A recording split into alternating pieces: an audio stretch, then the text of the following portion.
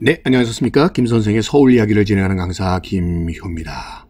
자, 이번 시간에는 강남의 대표적인 주거 형태인 아파트의 시대를 열게 했던 반포 아파트, 원래 이름은 남서울 아파트로 처음 분양을 시작했었던 이 반포 아파트에 대해서 좀 이야기를 나눠보도록 하겠습니다.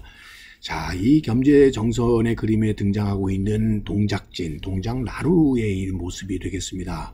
자, 이렇게 한강변에 있었던 이 동작나루 지역은 이 지도를 보게 되면 지금 이런 것들이 자연재방의 모습들이 되겠고요.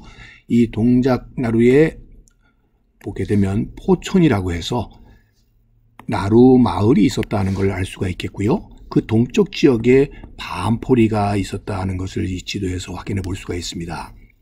자, 이처럼 한강변에는 자연적인 제방들, 평소에는 육지화되어 있지만 홍수기에는 물에 잠기는 이러한 지금 갈색으로 표시되어 있는 이런 자연제방들을 한강변에 쭉 있게 되고요. 그 뒤쪽으로는 배우습지들이 이렇게 이루어져 있어서 이 부분들이 대부분 이 백사장으로 이루어져 있는 형태였었던 것이죠. 그래서 한강변에는 이렇게 공유수면으로 되어 있어서 늘 육지가 될 수 없는, 그래서 개발하기 어려웠었던 자연제방과 배우습지들이 쭉 이렇게 분포되어 있었고, 지금 이야기는 이 반포 지역도 그러했었다라고 보시면 되겠습니다. 그러던 것이 1960년대 말부터 한강 공유수면 매립 사업들이 이렇게 활발하게 추진이 되게 되면서 한강 개발의 시대가 이루어지게 됩니다. 1968년도에 여의도가 먼저 시초를 이루기 시작했고요. 그 뒤를 따라서 동부 이촌동이 개발이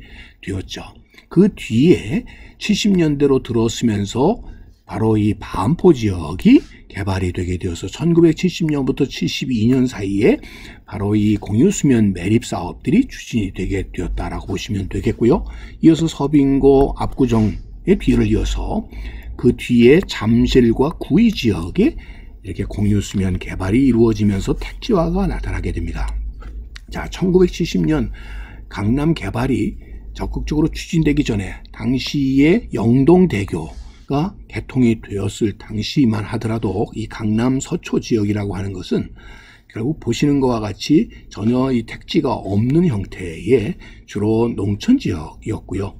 서울의 소위 농산물을 공급해주는 그런 지역으로 남아 있었던 것이 한강 매립 사업들이 추진이 되게 되면서 결국 이 지역이 점차 이렇게 주택 지역으로 택지화 되게 되는 과정을 겪게 됩니다. 그 중에 대표적인 것이 바로 이 반포 본동 지역에 아파트 단지를 건설하기 위해서 먼저 한강변에 인공 제방을 쌓고 이것을 구획 정리를 해가지고 지금 보시는 것과 같이 공유수면이 매립된 상태로 택지화가 추진이 되게 되었고, 이런 택지 위에 대단 위에 이 반포 아파트가 건축되게 되었다라고 보시면 되겠습니다.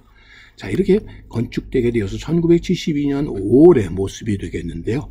이제까지 볼 수 없었던 대규모의 이런 아파트 단지가 만들어지게 되었고, 특히 이것이 한강 남쪽 지역에 만들어지게 되면서 한강 남쪽 지역인 강남의 개발에 하나의 신호탄을 울리게 되었던 것이 바로 이 반포 아파트였다라고 보시면 되겠습니다. 자, 72년도에 반포 주공아파트가 이 견본주택이 지금 빨간색으로 되어 있는 이 지역에 마련이 되면서 당시에는 이렇게 건축이 되고 난 뒤에 분양을 하는 형태의 견본주택이 대단한 인기를 끌게 되었고요. 그래서 73년도에 이 당시에 추첨이 이루어졌을 때 엄청난 사람들이 이렇게 몰려들었던 것을 통해서도 이 당시에 익숙하지 않았었던 이런 대단히 아파트 단지가 큰 인기를 끌기 시작했다라는 것을 알 수가 있겠습니다. 73년도에 한강변을 바라보이게 되는 이 반포 주공 아파트의 모습이 되겠고요. 자, 그 북쪽으로 강북을 대신해서 이제 점차 이 강남이 개발되게 되는 하나의 계기가 되었던 것이 반포 아파트라고 보시면 되겠습니다. 자, 이렇게 일자형으로 남양바지로 되어 있는 판산형 구조의 이런 아파트의 전체적인 배치가 인상적인 반포 1단지의 모습이 되겠습니다. 76년도의 주공 아파트의 모습을 항공사진으로 보더라도 똑같은 형태로 이렇게 이루어진 대단히 아파트 단지의 아주 전형적인 모습을 보여준다고 보시면 되겠고요. 뒤를 이어서 신반포 지역이 지금 고속버스터미널 앞쪽에 이 신반포 아파트가 이루어지면서 종전의 구반포하고는 다르게 신반포 지역은 좀 고층화된 아파트 단지를 조성하게 되면서 전체적으로 이 반포 지역에는 아파트 단지가 형성되는 하나의 특징을 가지게 된 것이죠. 자, 신반포에서 바라본 이 구반포의 모습. 자, 세월이 지나면서 나무들이 점차 자라게 되면서 녹지 공간이 많이 확보되어 있었던 이런 구반포의 모습과 한강변의 모습이 잘 어울리고 있다고 보시면 되겠습니다. 자, 여기서 우리가 익숙하게 쓰고 있는 이 반포라고 하는 명칭은 원래 이 한강물이 이 부근에서 이 또아리를 틀듯이 굽이쳐 흐른다고 해서 설이다라는 의미의 반포라고 붙였다가 한자가 오늘날로 이렇게 바뀌었다고 보시면 되겠습니다.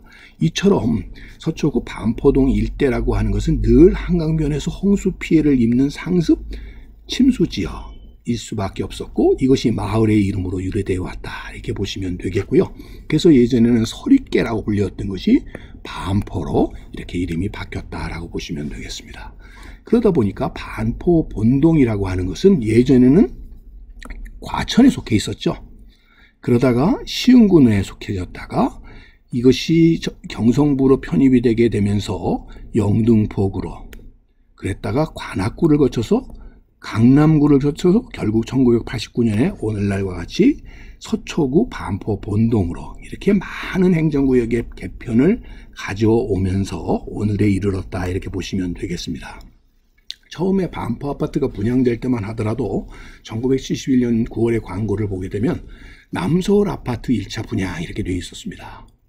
자, 이 당시에 남서울 아파트가 어딘지 서울 사람들은 쉽게 알지 못했죠. 그러다 보니까 이천동 한강 맨션 아파트 강 건너편에 위치하고 있다 이렇게 되어 있고 시청까지 20분 거리에 교통이 편리하다 라고 설명을 해야 됐을 정도로 당시에는 남서울이라는 것 자체가 익숙하지 않았다 이렇게 보시면 되겠고요. 이어서 그 다음에는 반포 아파트라는 명칭으로 이렇게 분양이 이루어지기 시작하게 되는데 자, 이 한강 남쪽 지역을 표시하는 걸로 처음 쓰여졌던 것은 영동이었습니다. 여기서 영동은 영등포 동쪽이라는 의미가 되겠고요. 그 다음에 한강 남쪽이라는 의미로 남서울이라는 말에 쓰여졌다가 그 다음에는 강남이 오늘날까지 이어져 온다라고 보시면 되겠습니다. 그럴 만도 했었던 것이 비록 이 남서울 지역이 서울에 편입되어 있긴 했지만 70년대 초반까지 서울은 강북이 중심일 수밖에 없었고요. 특히나 60년대까지만 해도 물난리를 많이 겪는 지역이 바로 이 반포 잠원 지역이다 보니까 이제까지 인식 자체가 이곳은 사람 살만한 곳이 아니었던 것으로 인식해 왔었다라고 보시면 되겠고요. 이것이 강변이 매립되기 시작하면서 결국 강남 개발 시대를 대표할 수 있는 주거 문화인 아파트를 만들게 되는 이 반포 아파트가 되어 오늘날에 이르렀고 세월이 지나 이제 50여 년이 지나서 재건축이 지금 진행되고 있다라고 보시면 되겠습니다. 자, 2020년에 들어선 반포 아파트의 모습이 되겠고요. 자, 이런 모습들은 이제까지 이렇게 단층으로 이루어져 있던 저층의 아파트 구는 이렇게 어떤 의미에서 마지막 세대를 구하고 이제는 재건축의 과정이 지금 진행되고 있어서 점차 옛 모습들은 이제 추억으로 넘어가 버리게 되었다라고 보시면 되겠습니다. 어떤 의미에서 강남 불패 신화의 시작을 이뤄냈었던 반포 아파트가 이제 재건축으로 이어지게 되면서 앞으로의 강남뿐만 아니라 서울의 모습은 어떻게 변화될지 자, 기대해 보게 됩니다. 오늘은 남서울 아파트로 처음 분양을 시작했었던 반포 아파트에 대해서 꽃밭을 가꾸는 김 선생이 말씀드렸습니다.